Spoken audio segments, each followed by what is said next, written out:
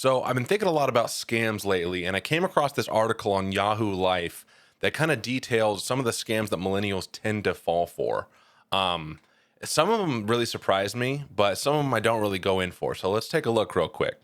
We're on Yahoo Life. This is an article by Jenna Guilame. Gorlame. People are sharing the scams that millennials, yes, specifically millennials, will always fall for, and I'm feeling very called out. So, what's the first one they mention? I feel like we, myself included, fall for rage bait quite easily. Now, we all know what rage bait is, right? It's basically people put out content or they put out like comments on certain content in order to incite engagement. What are all these platforms? Most of these platforms are all about engagement. The more people are commenting, even negatively on that kind of on the content, it's keeping them on the platform more. So the content creator is incentivized to basically do whatever they can to drive engagement, good or bad. And rage bait is the kind of thing where it's like it incites rage, but it keeps you engaged on the content. The person goes on to say, we are decent at spotting scams, phishing, and AI, but rage bait is something we can't resist.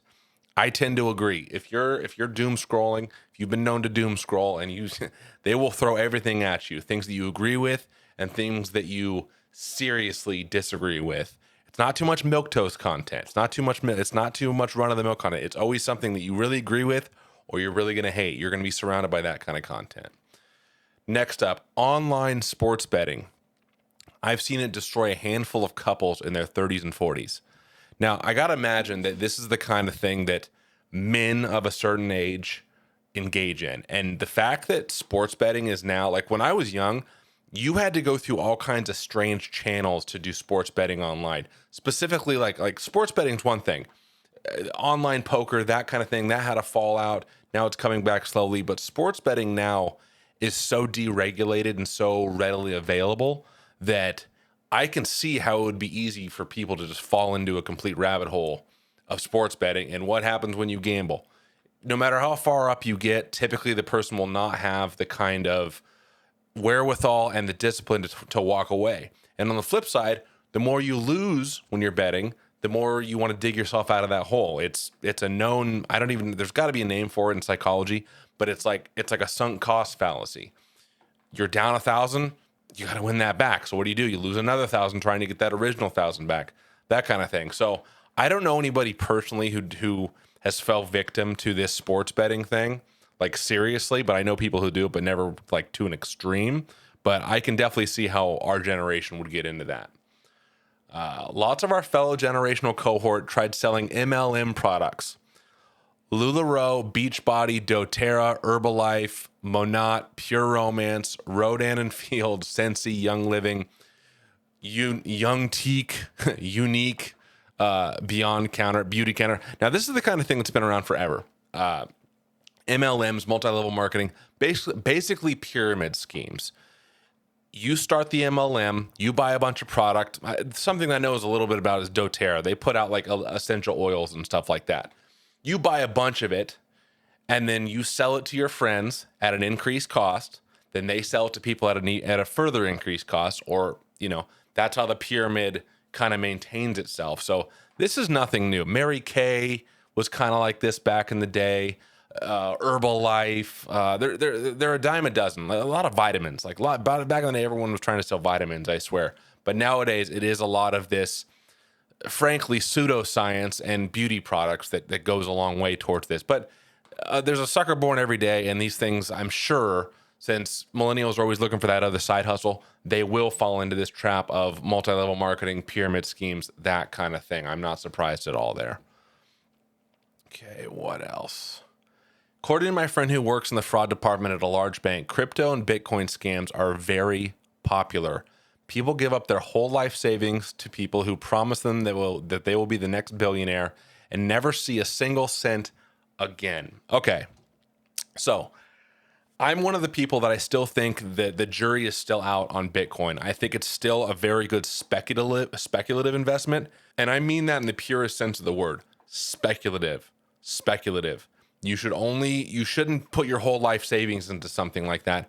And the fact that people hand over their money to others to handle their money and make them rich is ridiculous. We live in a day and age where you can research all your own investments and invest yourself and cut out that risk of being ripped off. I can see where this happens because Bitcoin and crypto, it's still kind of the Wild West out there. It's so deregulated. It's so it's very new in the scheme of things. But just like anything else that's new, you need to tread very lightly. Like I own some Bitcoin, but nothing much. I would never put all my chips in one basket. I would never put all my eggs in one basket, basically. And I can see where people, they think they're going to get rich quick. Oh, they see Bitcoin goes from, whatever it was, 32,000 to over 100,000 in a year.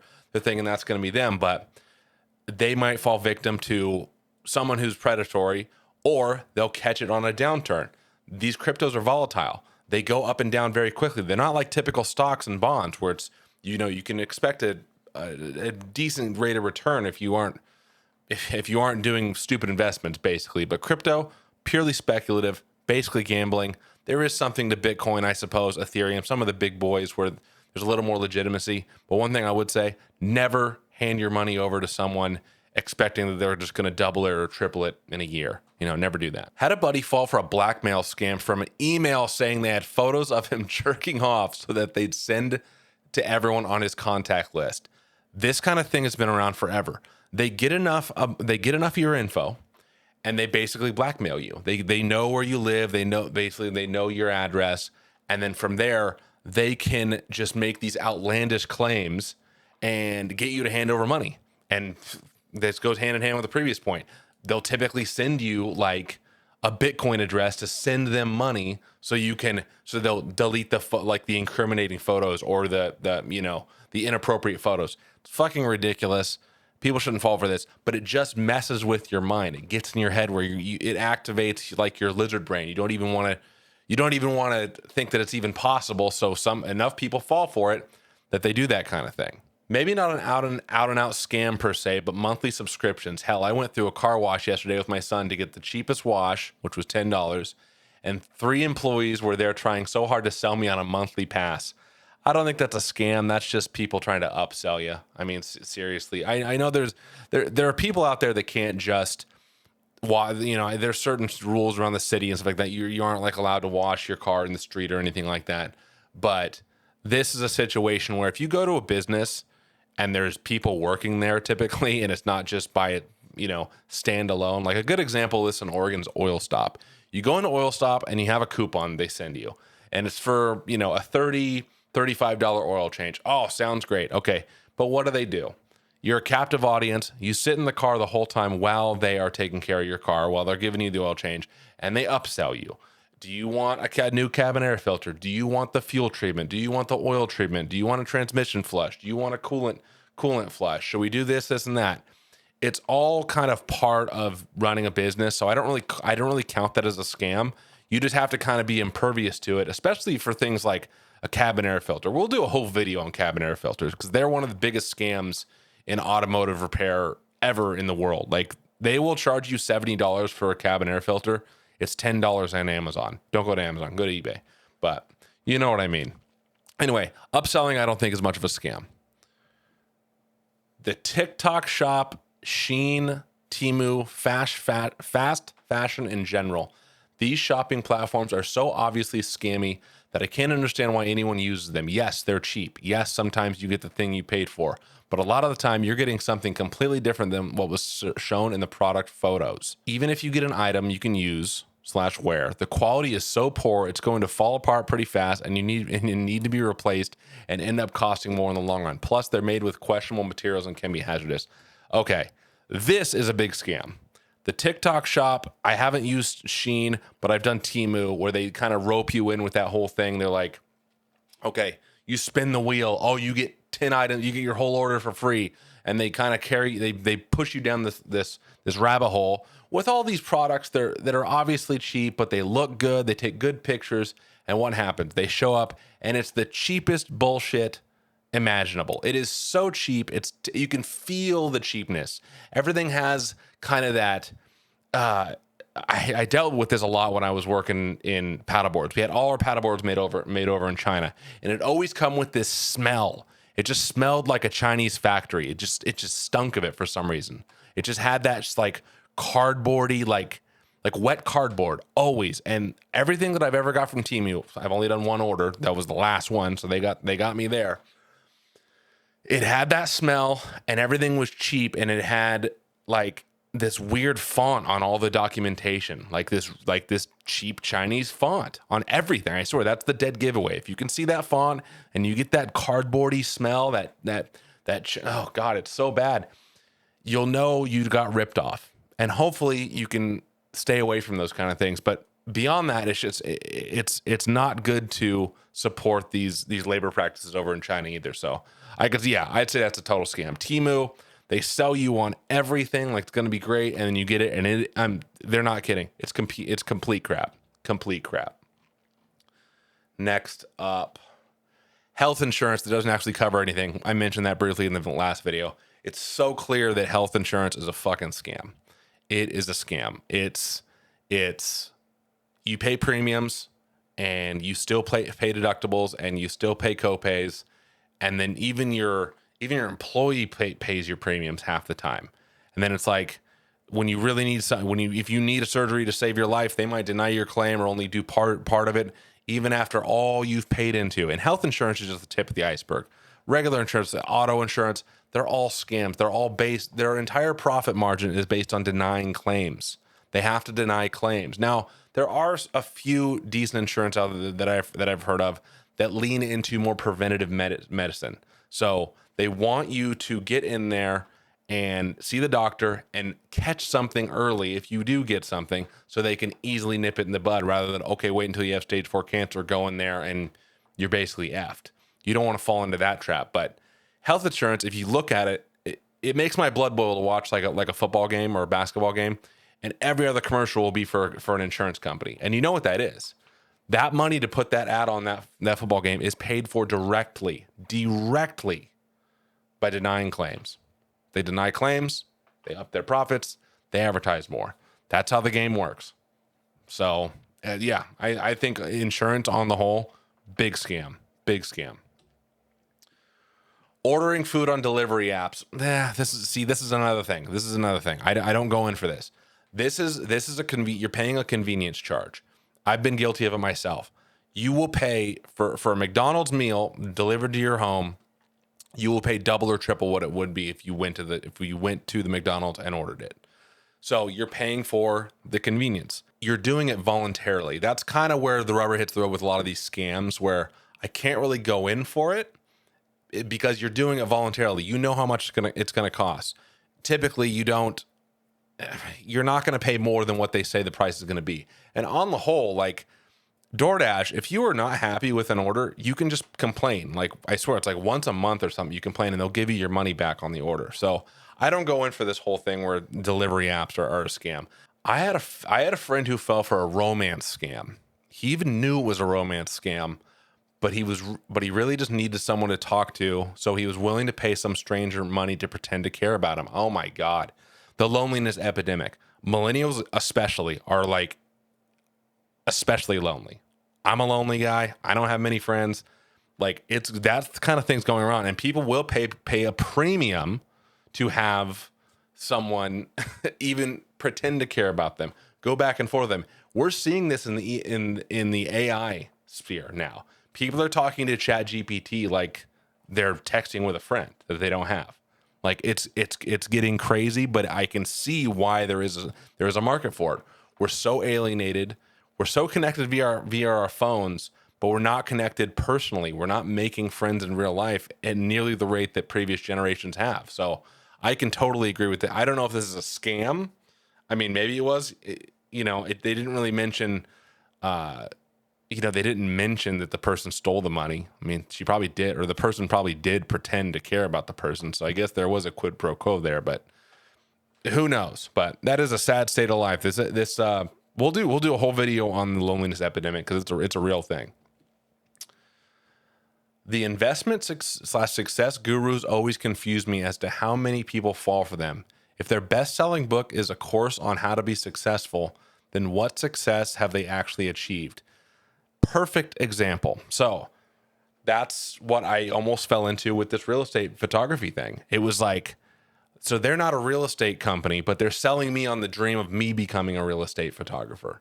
So they're going to sell their course, and there's 1,000 courses out there that show you step by step how to do it. But then you get the course, and it's like, I could have just watched a YouTube video on this. I could have just, downloaded a PDF somewhere of this.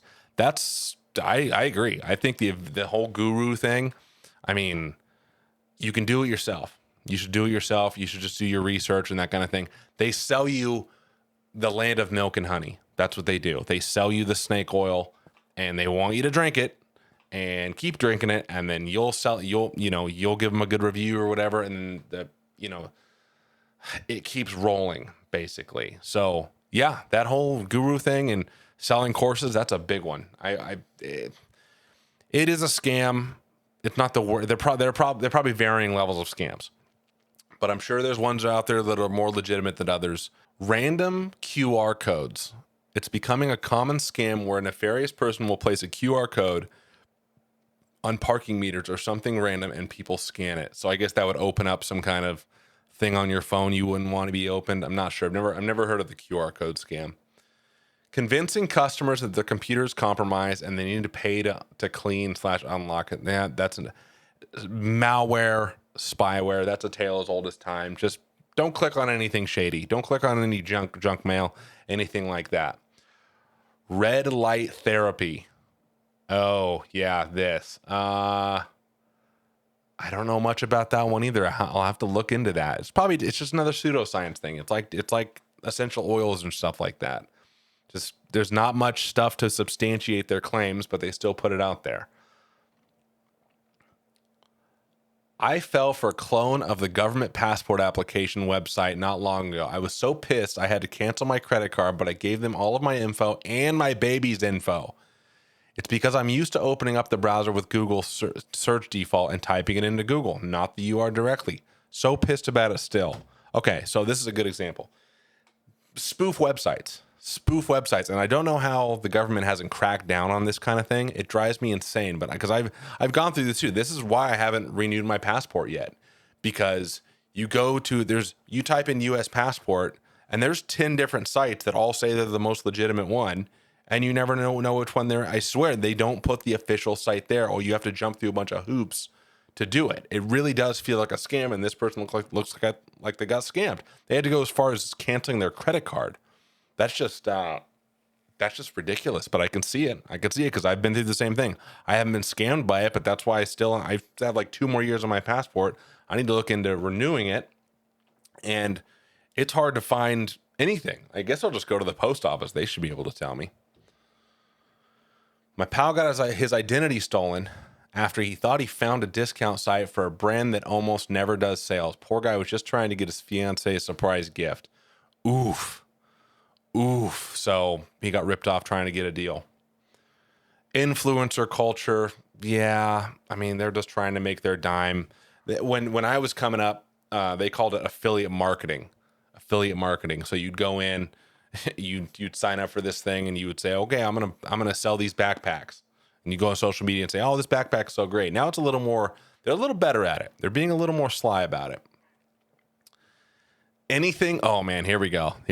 Anything bought used from a boomer. Damn near everything from a car, ATV, truck, or boat. I've had boomers tell me they are perfect, only to find out something that they Mickey Mouse together. Everything I buy from Millennials has a digital repair trail, and everything I buy from the silent generation has been babied. Okay, so this one hits a nerve. My truck. I bought a truck from a boomer. My Ranger, my beloved Ranger, and I got it, and I took it for a test drive. Nothing seemed to be wrong with it. Like, okay, this seems fine. Boomer had a kind of a strange smell. He was a weed smoker, so there's a little bit of a pungent smell in there. But I was like, okay, whatever. As long as it's a good truck. My dad had a Ranger before, so I was like, okay, I'll do it. And then after that day, I drove it for, a couple weeks, something like that, and babied it. Never, rammed that tachometer up. And I took it in to get a catalytic converter code diagnosed and hopefully fixed. And I don't know who effed me. It might have been the boomer, or it might have been the shop that I took it to, even though the shop has a good reputation. But that truck never ran right again. That truck never ran right again. There was a serious oil leak. The engine was basically done after that. But all I know is it was a boomer that sold me that damn thing. It was a boomer that sold me that damn thing. And it's so hard not to be. I don't want to be too hard on their generation because they've had their own problems too. But seriously, more often than not, whenever I have a bad experience buying anything on Facebook Marketplace, anything like that, if it's a boomer, I'm always like, ugh, because I've been effed more often than not dealing with them for one reason or another. They're just like, they don't have any scruples. And I told the lady this too. Like when she said she wouldn't even give me a little break on give me a little money back on the truck from all the heartache. I had to do a complete engine replacement on that thing. Nope, she wouldn't do it. It was all buyer beware. And from now on, I'm taking every car or truck I buy, private party. I don't care, private party or dealership. I'm taking it to a mechanic. But I was stupid and I got burned by a boomer. Thank you for listening to my TED Talk. Well, we're moving on. Fake job postings. Okay, here's another one. Here's another. Everyone is so damn desperate. So fake job postings, they call them ghost jobs. Ghost jobs. Companies and aggregators will basically, they will put up a listing for a job they have no intent of hiring anyone for. They're not looking to hire anybody. They're just farming for your data, for your information, so they can hand it over to scammers that will call you and email you relentlessly. So be careful when you're applying for jobs. If something seems off or it's not a reputable company, don't apply, because all you're doing is giving away your information. It's so true. Fake job postings / ghost jobs.